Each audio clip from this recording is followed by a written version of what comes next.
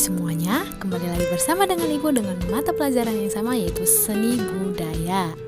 Nah, apa kabar kalian anak-anak Ibu semuanya? Ibu harap kalian baik-baik saja, tetap sehat dan tetap semangat untuk belajar. Pada pertemuan kali ini, kita akan belajar tentang seni rupa, yaitu menggambar model.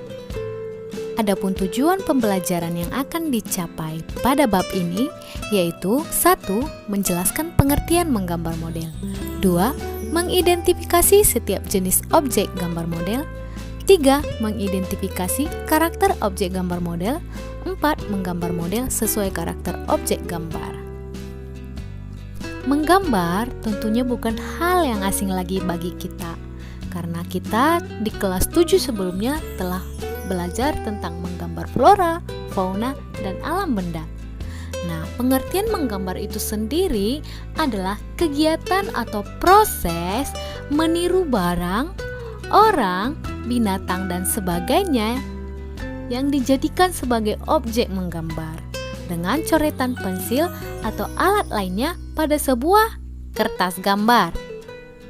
Sedangkan model merupakan sebuah objek yang akan menjadi inspirasi dalam menggambar karya seni. Nah, model ini bisa berupa tumbuhan, hewan, manusia, dan benda-benda yang lainnya. Nah, jika digabungkan berarti menggambar model merupakan kegiatan menggambar yang diawali dengan menentukan objek atau model gambar terlebih dahulu yang akan kita jadikan sebagai objek menggambar pada media kertas gambar kita. Menggambar tentunya membutuhkan objek. Objek gambar atau model gambar dapat berupa tumbuh-tumbuhan, manusia, hewan, kumpulan benda-benda, baik itu benda hidup maupun benda mati, yang disusun sedemikian rupa sesuai dengan komposisi, proporsi, keseimbangan, sehingga gambar yang kita gambarkan memiliki satu kesatuan yang utuh. Lalu, apa sih proporsi, komposisi, dan keseimbangan itu? Nah, di sini komposisi, proporsi, keseimbangan merupakan prinsip-prinsip dalam menggambar model. Ada prinsip komposisi. Komposisi merupakan cara kita menyusun dan mengatur objek gambar yang kita gunakan sebagai model gambar, sehingga hasil yang kita gambar tampak menarik dan indah. Nah, komposisi ini dibagi menjadi 3. Komposisi simetris, komposisi asimetris, dan komposisi sentral. Komposisi simetris adalah penempatan objek gambar yang disusun dengan rapi dengan memperhatikan keseimbangan bentuk. Dengan komposisi simetris ini, posisi objek di bagian kiri bidang gambar sama atau seimbang dengan objek di bagian kanan bidang gambar. Nah, pada komposisi simetris ini juga diperlukan adanya keseimbangan bentuk dan juga ukuran benda.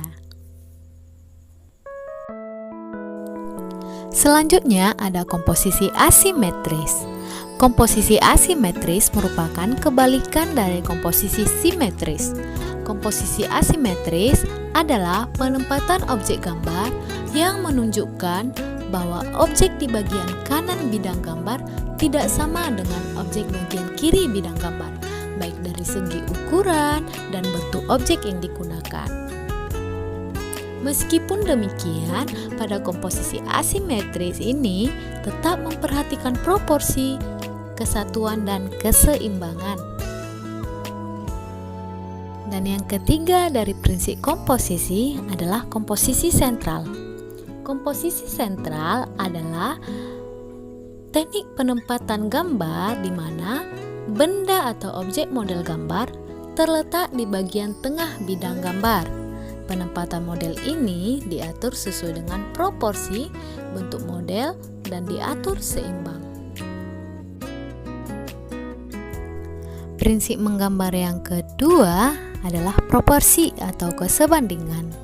Proporsi adalah perbandingan yang ideal dan harmonis antara bagian-bagian benda yang menjadi objek model gambar yang dapat kita amati. Contohnya, perbedaan ukuran gelas dan ukuran mangkok, perbedaan ukuran gajah dengan jerapah, dan perbedaan ukuran tinggi pohon kelapa dan tinggi pohon pepaya. Prinsip menggambar yang ketiga adalah prinsip keseimbangan atau balance. Keseimbangan adalah keselarasan antara bidang gambar, objek gambar, dan gambar yang dihasilkan pada kertas gambar yang kita gunakan. Nah, karya gambar kita harus memiliki keseimbangan agar objek yang kita gambar enak dilihat, tenang, dan tidak berat sebelah. Setiap benda yang kita gunakan sebagai model gambar atau objek gambar memiliki karakter dan keunikannya masing-masing. Keunikan atau karakter tersebut bisa kita lihat dari segi bentuk, tekstur, warna, dan gelap terang. Tekstur merupakan permukaan suatu benda, baik permukaan halus maupun permukaan kasar. Tekstur kasar misalnya terdapat pada batang kayu, daun, dan batu. Selanjutnya ada warna. Warna dalam seni rupa yaitu pantulan tertentu dari cahaya yang dipengaruhi oleh pigmen yang terdapat di permukaan benda. Untuk lebih singkatnya, warna itu merupakan pigmen dari sebuah benda. Warna dibagi menjadi 3, warna primer, warna sekunder, dan warna tersier. Warna primer adalah warna dasar. Warna ini tidak merupakan campuran dari warna-warna lain. Warna ini terdiri dari warna hitam, putih, merah, kuning, dan biru. Yang selanjutnya ada warna sekunder. Warna sekunder adalah warna kedua, merupakan hasil pencampuran warna-warna primer dengan proporsi atau perbandingan 1:1. Kemudian warna tersier. Warna tersier merupakan campuran salah satu warna primer dengan salah satu warna sekunder. Misalkan, warna jingga kekuningan didapatkan dari pencampuran warna kuning dan jingga. Benda atau objek gambar yang terkena sinar matahari akan menghasilkan bayangan dengan intensitas cahaya yang berbeda-beda. Benda tersebut ada yang tertimpa cahaya secara langsung dan ada yang tidak langsung. Ada sisi yang gelap dan ada sisi yang terang. Efek bayangan yang ditimbulkan dari pencahayaan memberikan kesan ruang pada model sehingga gambar tampak seperti gambar 3 dimensi. Untuk menggambar model, kita membutuhkan media, alat, dan bahan untuk menggambar. Yang pertama, media. Media yang digunakan adalah kertas gambar, sedangkan alat yang digunakan adalah pensil penghapus. Pensil digunakan untuk mengarsir dan membuat kesan gelap terang. Pensil ada beragam jenisnya, ada pensil H dan ada pensil jenis B. Semakin tinggi angka di B, maka goresan pensilnya akan semakin tebal. Sementara semakin tinggi angka di H, maka goresan pensilnya akan semakin tipis. Selanjutnya ada bahan. Bahan yang digunakan untuk menggambar bisa berupa bahan dengan cat kering dan cat cair. Cat kering bisa berupa krayon, pensil warna, dan oil pastel. Sementara untuk cat yang basah, kita bisa menggunakan cat air.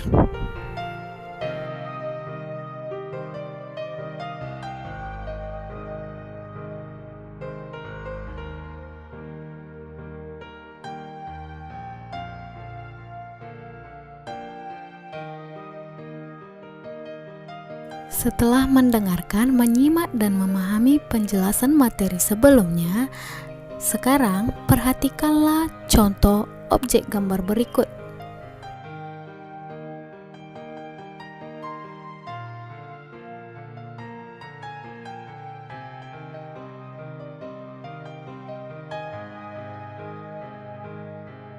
Setelah mengamati bentuk objek tersebut, sekarang sediakanlah kertas gambar kamu. Kemudian, gambarlah objek tersebut pada media kertas yang kamu gunakan. Sekian materi untuk hari ini. Silakan dikerjakan tugasnya dan sampai jumpa di minggu depan.